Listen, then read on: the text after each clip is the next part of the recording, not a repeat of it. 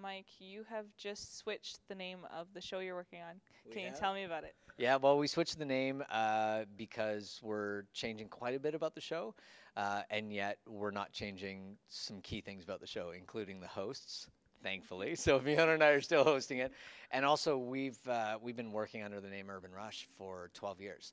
So there's quite a bit of cachet in the name, or at least there's some recognition in the name, and we didn't want to lose all that. But we're also introducing ourselves to the rest of Canada. So we thought it was a good opportunity to sort of rebrand a little bit and have a new representation for the show, but also for everyone in Vancouver that's been so supportive over the years to sort of keep a little bit of the old show as well. Now, being called The Rush, why do you think that explains what the show is? How do you pick that as your descriptive word? Well, this one goes way back because Urban Rush wasn't our choice.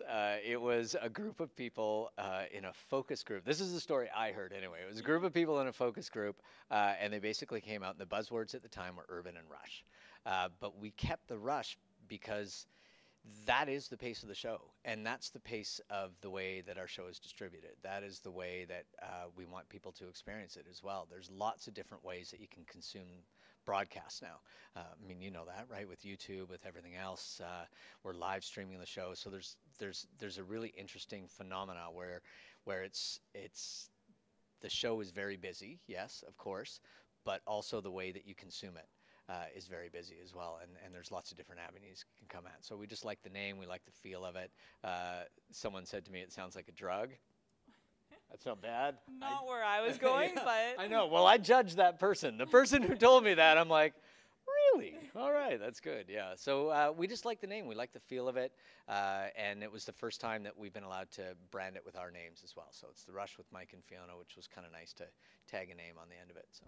now your other half, Fiona, she's not here today. Yeah.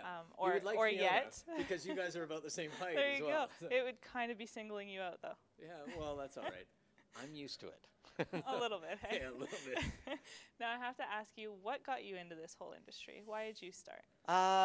That's another tough question, but a really good one. My big brother actually is, he's in radio, and I saw what he was doing, and it was sort of part of my family's heritage. My father's side were all in newspaper publishing, and so media was always around. It was always part of my life.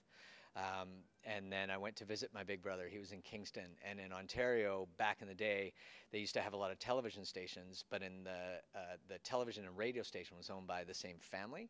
So they put the radio station downstairs because everyone in radio should be subterranean, and they would put the TV station upstairs because everyone in TV should be in the light. And I got bored watching him do radio one day. I went to visit him for a couple of weeks, and he was working a little bit. So I got bored one day, and I went upstairs, and the TV station was upstairs. And this sounds like it's a total story, but it wasn't. It was that classic Ontario summer, and the news anchor stood up at the end of the newscast, and he had a tie and a jacket, and he was wearing shorts underneath.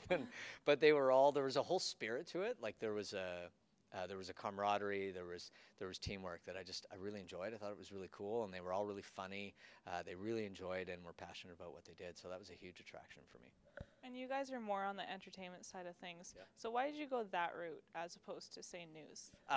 News is depressing.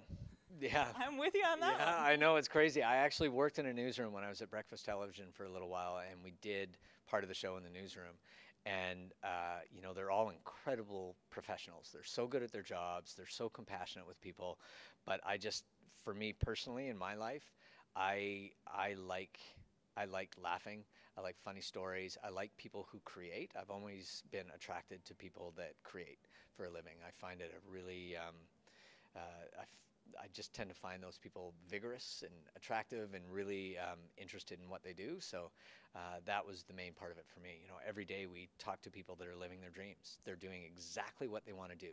They're not always making, millions of dollars at it. Sometimes they are, but it's really cool to be around people all the time and talk to people all the time that just absolutely 100% love what they do. Now, in saying that, I know the two of us have spoken to someone in common, Thomas Newman, who created Bong of the Dead. Yeah. Following his dream, and I mean, look at how that's turning out. Yeah. He's doing great. Did you get a chance to see the movie? Bong of the Dead, yeah. I thought it was amazing. I mean, it's got a great sense of humor to it. It twists that classic sort of zombie idea, turns it on its head a little bit. There's lots of blood, there's lots of gore, but there's lots of humor too. And who doesn't like a stoner protagonist? It's perfect. I can identify with that guy. The Rush. And he's got a new one coming out, which I can't wait to see. But I want to know, out of everyone that you've ever interviewed, is there one certain person that sticks out in your mind as the highlight of your career so far? I don't know. There's lots of cool people that you talk to. I said it before. You're always talking to people who are living their dreams. There's always the iconic, sort of Hollywood star that you get the chance to talk to. Arnold Schwarzenegger, Kim Cattrall. People that are really, doing extremely well culturally and in their art form. But what I'm really starting to enjoy more and more now is the people that we've had on the show, because I've been doing this for long enough now, that you have them on the show when they're younger and they're just getting started in their career, or they're just reaching that sort of level in their career where it's starting to take off, and then they go and they blow up. And it's so much fun to watch them and see them be, like Michael Bublé is one of my favorite guys in the world, because the Michael Bublé that I first met, Fiona and I did his first ever television interview, he's still that exact same person. He's such a good guy. He's so caring. He's so funny. And it's so cool to see people like that you've interviewed, and then all of a sudden they just, boom, they take off, and yet they managed to maintain that essential part of themselves that made them so much fun to talk to in the first place. So I put Bublé at the top. Got your back, brother. I haven't had the chance to interview him on camera. I've spoken to him, but I can absolutely see why he'd be one of your top guys. Yeah, he's funny and he's nice. Yeah. Like, how Canadian is that? Wait, he's rich, funny, and nice, and he manages to maintain all of it, with sort of a style. His live shows are crazy, because people have this idea of Michael Bublé as being sort of, this kind of quiet, nice, polite Canadian kid. He cracks jokes and uses language in his shows that's unbelievable. Like, I've seen people walk out of his shows because he's swearing and he's telling dirty stories and all this stuff. And I love that that's Michael, right? Like, that's who he is. So that's really fun now. And, we see a lot of Canadian actors that have continued to work so hard, and filmmakers, right, that have continued to work so hard at their craft and believe so much in the fact that they can make this their life, that they can make a living like this, and they can, they can thrive in their art. And that's really cool. Now we're going to go back to the Rush. When do we get to start seeing all the new stuff? Well, we're taking our time unfolding some of it, because there's a big technological knot that goes in the middle of it, right? I mean, when you talk about, the multiple things we're doing, there's the typical social media stuff. So obviously there's Twitter, Facebook. We've been active in those personally and professionally for quite a while. And those are great offshoots to the show. The one that we really, really like and we're really excited about is live streaming. So every day we live stream our production. So the people that watch online have the opportunity to see everything. So they see us off camera, on camera, doing the show, just hanging out, the two of us talking. And you can already feel it. Like, we've been doing it for 10 days basically now, but you can feel that sense of community starting with it. We see a lot of the same people in the chat room and everything else. And what we're planning on doing as we go along is we're going to fold that as an essential part of the show. So people will be able to interact with our show in real time. And if they have a question for a guest, they'll have that opportunity to do it. And it's also doing a show within a show. So we'll start catering specific content to our online audience that we're not doing on TV. So we'll be doing a TV show while we're actually doing our TV show. So some of the things that are too esoteric and a little bit too weird to actually make it onto a television show, we can do them online. Like, I don't want to blow too much, but one of our concepts that we thought was really funny is we found this company that does electronic bingo cards. And you can sign up, create an account, and you can distribute the cards. So it's just like a regular bingo game. But we want to start having Canada's largest Friday bingo game. And we'll do really simple prizing, everything else, but we're going to have a whole bunch of guest bingo callers. So we'll finish actually taping an interview, and then when we're transitioning sets, we'll go over to the bingo corner, and there will be a bingo caller over there, and people watching on live stream can play bingo. So it's all these kind of, it's a sense of humor and it's a sense of fun that Fiona and I keep when we're off camera as well, that we get to show to people and we get to interact with people. So that's been really cool, and we look forward to making that a bigger part of the show as we go along. So. And you get to show them the whole package. Yeah, exactly. And it's, for people that get kind of jaded about media and they think that when you're a broadcaster, you're a certain way on air and you're a different way on air. I think people really get to see how genuine the humor and the friendship between Fiona and I actually is, between all of us and our crew. You know, we have such a good crew. They're such funny people. We've been working with most of them for a decade or more, and it's like a family. You know, sometimes we fight, but most of the time we're just making fun of each other and having a really good time. So I think it's fun for people to see that, and it's different, right? You know, people don't get an opportunity to see that very often, and I think we thought it might be boring, but then we realized that we had this opportunity to create all this content that we always get pushed to the side, because that's all we do in meetings. We talk about funny stuff. And you're essentially capturing two audiences now. Yeah, but yeah, we are. I mean, three really, right? Because then you've got YouTube on the back end of that. When people have the opportunity, they can consume it whenever they have the chance. And live stream does the same thing, so it archives everything. So if you ever want 2.5 hours of like mind-numbing, dirty potty humor, watch that, because it's like watching two 14-year-old boys, and I include Forbes as a 14-year-old boy.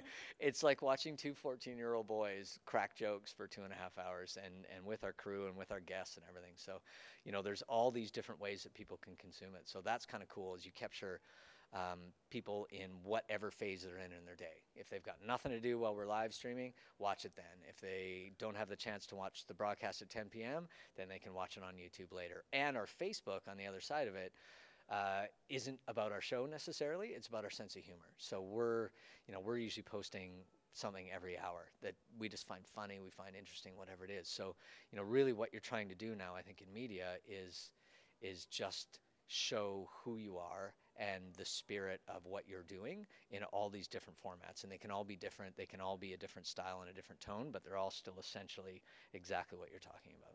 So your fans get to see you, and they can basically say that they've consumed the rush. They have consumed the drug.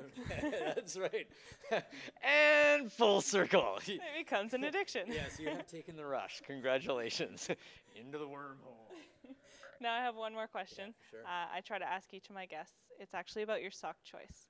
Oh, yeah. I'm wondering if you happen to know which socks you put on this morning. I do, actually. Socks matter quite a bit to me. So that's kind of funny. Well, I'm not really sure. I like I'm a pretty casual guy off camera for the most part, but I also really like dressing up. I like wearing suits. I like doing things like that. But what I like are those little surprises. So, I like socks, I like underwear, I like things that sort of have a sense of humor and a sense of fun. So I believe, and I'll reveal, that I have a pair of black, blue, white, and purple striped socks. Stripes are the best, aren't they? Yeah, nailed it. I like it. There you go. So You even got each color in there. yeah, I know, not bad, huh? I have a big sock collection too. If I were to guess, I would say it's probably, and this is not including like athletic socks, but my nice sock collection is probably about 100 socks, Nice. 100 pairs. Yeah, I like it a lot. Now, are you a sock drawer person? Or, yeah? Multiple drawers. Yeah, there's a couple of sock drawers. Yeah. I've reverted to the bucket because Oh, the yeah. drawer just wasn't enough. I've never seen a sock bucket. Oh, I've got one. That's awesome. Yeah. God, that's a really good idea. Yeah, because drawers are a bit of a pain in the tuchus sometimes, and it takes up all the drawer space that you could be using for other things. I'm not a clothes horse, but a necessity of the job is having a lot of clothes.